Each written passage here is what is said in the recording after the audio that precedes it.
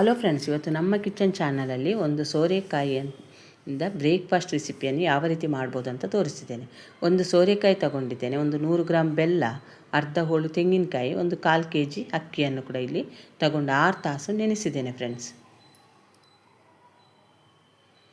ಈಗ ಈ ಸೋರೆಕಾಯಿಯ ಅರ್ಧ ಭಾಗದಷ್ಟೇ ತಗೋಬೇಕು, ಇಷ್ಟು ಸೋರೆಕಾಯಿ ತಗೊಳ್ಳೋದೇನು ಬೇಡ ಫ್ರೆಂಡ್ಸ್. ಇದರ ಅರ್ಧದಷ್ಟು ತಗೊಂಡು ಈ ರೀತಿ ಕಟ್ ಮಾಡ್ಕೋಬೇಕು ಫ್ರೆಂಡ್ಸ್. ಯಾರಾದರೂ ನಮ್ಮ ಕಿಚನ್ ಚಾನಲನ್ನು ಹೊಸದಾಗಿ ನೋಡಿದರೆ ಈ ಚಾನಲನ್ನು ಸಬ್ಸ್ಕ್ರೈಬ್ ಮಾಡ್ಕೊಳ್ಳಿ, ಬೆಲ್ ಐಕಾನ್ ಆಲ್ ಸೆಟ್ ಮಾಡಿದರೆ ನಾನು ಮಾಡೋ ವಿಡಿಯೋ ನಿಮಗೆ ನೋಟಿಫಿಕೇಷನಲ್ಲಿ ಬಂದುಬಿಡುತ್ತೆ ಫ್ರೆಂಡ್ಸ್.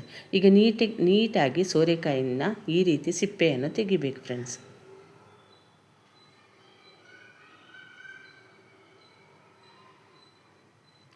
ಅದರ ತುದಿಯನ್ನು ಕಟ್ ಮಾಡಿ ಈ ರೀತಿ ಮಧ್ಯದಿಂದ ಅದರ ಬೀಜವನ್ನು ಕೂಡ ಕಟ್ ಮಾಡಿ ತೆಗಿಬೇಕು ಫ್ರೆಂಡ್ಸ್. ನಾನು ವಿಡಿಯೋದಲ್ಲಿ ತೋರಿಸ್ತಿದ್ದೇನೆ, ಅದೇ ರೀತಿಯಲ್ಲಿ ಇದನ್ನು ಕಟ್ ಮಾಡ್ಕೋಬೇಕು. ಈ ಸೋರೆಕಾಯಲ್ಲಿ ಸಾಂಬಾರು ಇರ್ಬೋದು, ಪಲ್ಯ ಇರ್ಬೋದು, ಎಲ್ಲವನ್ನು ಮಾಡ್ಕೊತಾರೆ. ಆದರೆ ಹುಡುಗರು ಕೆಲವು ಮಕ್ಕಳು ಅದನ್ನು ಇಷ್ಟಪಡೋದಿಲ್ಲಲ್ಲ ಫ್ರೆಂಡ್ಸ್, ಅಂಥವರಿಗೆ ಈ ರೀತಿ ಇದನ್ನು ಮಾಡಿಕೊಟ್ರೆ ಅವರು ತುಂಬ ಇಷ್ಟಪಟ್ಟು ತಿಂತಾರೆ ಫ್ರೆಂಡ್ಸ್. ನೀವು ಒಂದು ಸಲ ಟ್ರೈ ಮಾಡಿ, ಯಾವ ರೀತಿ ಬಂತು ಅಂತ ನನಗೆ ಕಾಮೆಂಟ್ ಸೆಕ್ಷನಲ್ಲಿ ತಿಳಿಸಿ ಫ್ರೆಂಡ್ಸ್. ಈಗ ಅದರ ಮಧ್ಯದಲ್ಲಿರುವಂಥ ಬೀಜವನ್ನು ತೆಗೆದು ಕಟ್ ಮಾಡ್ಕೊಂಡಿದ್ದೇನೆ. ಈಗ ಇದನ್ನು ಈ ರೀತಿ ಕಟ್ ಮಾಡ್ಕೋಬೇಕು.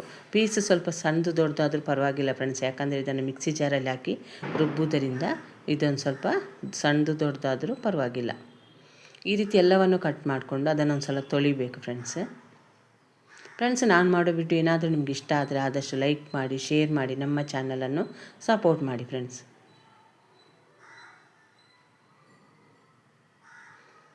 ಈಗ ಒಂದು ಮಿಕ್ಸಿ ಜಾರಿಗೆ 2 ಅಥವಾ 3 ಲವಂಗ, 1 ಏಲಕ್ಕಿ ಹಾಕ್ಕೊತೇನೆ.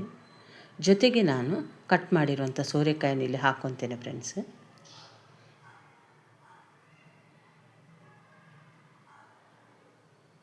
ಈಗ ತೆಂಗಿನಕಾಯನ್ನು ಕೂಡ ಹಾಕ್ಕೊತೇನೆ. ನೀವು ಜಾಸ್ತಿ ತೆಂಗಿನಕಾಯಿ ಇಷ್ಟಪಡೋರಿದ್ದರೆ ಜಾಸ್ತಿನೂ ಹಾಕ್ಕೋಬೋದು, ತುಂಬ ರುಚಿಯಾಗಿರುತ್ತೆ ಫ್ರೆಂಡ್ಸ್. ಈ ಅಕ್ಕಿಯನ್ನು ನಾನು 2 ಭಾಗ ಮಾಡಿ ಅದನ್ನು ರುಬ್ಕೊತೇನೆ ಫ್ರೆಂಡ್ಸ್. ಈಗ ಒಂದು ಸ್ವಲ್ಪ ಹಾಕ್ಕೊಂಡು ಇದರ ಜೊತೆನೇ ರುಬ್ಕೊತೇನೆ. ನೀರನ್ನು ಮಾತ್ರ ಸೇರಿಸ್ಕೋಬೇಡಿ ಫ್ರೆಂಡ್ಸ್. ಮತ್ತು ರುಚಿಗೆ ನೋಡಿಕೊಂಡು ಉಪ್ಪನ್ನು ಕೂಡ ಇಲ್ಲಿ ಹಾಕ್ಕೋಬೇಕು.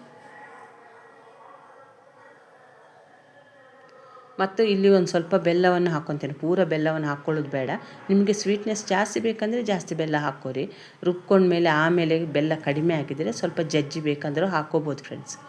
ಈಗ ಇದನ್ನು ನೀರನ್ನು ಹಾಕದೇನೆ ನೈಸಾಗಿ ಇಲ್ಲಿ ರುಬ್ಕೊಂಡಿದ್ದೇನೆ ಫ್ರೆಂಡ್ಸ್. ಈಗ ರುಬ್ಕೊಂಡಿರುವಂಥ ಹಿಟ್ಟನ್ನು ಒಂದು ಪಾತ್ರೆಗೆ ಈಗ ಹಾಕ್ಕೊತೇನೆ. ಈ ಹಿಟ್ಟನ್ನು ಜಾಸ್ತಿ ನೀರು ಮಾಡ್ಕೋಬಾರ್ದು ಫ್ರೆಂಡ್ಸ್, ಆದಷ್ಟು ಗಟ್ಟಿನೇ ಇರಬೇಕು.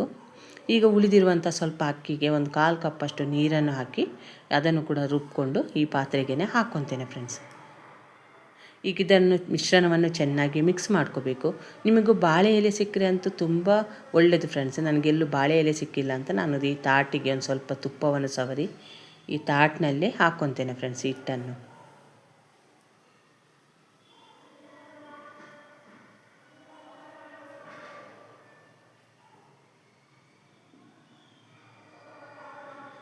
ಇದಕ್ಕೊಂದು 1/4 ಭಾಗ ಮಿಶ್ರಣವನ್ನು ಹಾಕ್ಕೊಂಡಿದ್ದೇನೆ ಫ್ರೆಂಡ್ಸ್. ಈಗ ಇಡ್ಲಿ ಬೇಯಿಸುವಂಥ ಪಾತ್ರೆಯಲ್ಲಿ ಇದನ್ನು ಹಬೆಯಲ್ಲಿ ಬೇಯಿಸ್ಕೋಬೇಕು ಫ್ರೆಂಡ್ಸ್. ಇಲ್ಲಿ ಒಂದು ಸ್ವಲ್ಪ ನೀರನ್ನು ಹಾಕ್ಕೊಂಡು ರೆಡಿ ಮಾಡ್ಕೊಂಡಿದ್ದೇನೆ.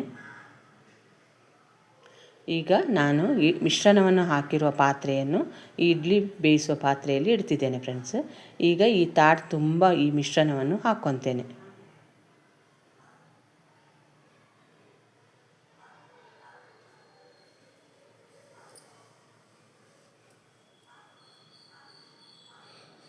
ಈ ಮಿಶ್ರಣವನ್ನು ಹಾಕ್ಕೊಂಡ್ಮೇಲೆ ಫ್ರೆಂಡ್ಸ್ ಒಂದು 20 ನಿಮಿಷ ಆದರೂ ನೀವು ಮುಚ್ಚಳ ಮುಚ್ಚಿದನ್ನು ಬೇಯಿಸ್ಕೋಬೇಕು ಫ್ರೆಂಡ್ಸ್.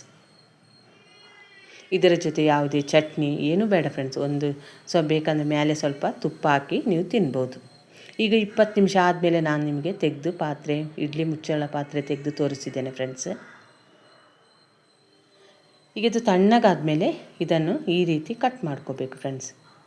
ಇದು ಚೆನ್ನಾಗಿ ಬೆಂದಿದೆ, ತಾಟಿಂದ ಸಪ್ರೇಟ್ ಆಗಿರೋದು ನೀವು ವಿಡಿಯೋದಲ್ಲಿ ನೋಡ್ತಿರ್ಬೋದು ಫ್ರೆಂಡ್ಸ್. ನೀವು ಯಾವ ಶೇಪ್ ಬೇಕಂದ್ರೂ ಕಟ್ ಮಾಡ್ಕೋಬೋದು ಫ್ರೆಂಡ್ಸ್.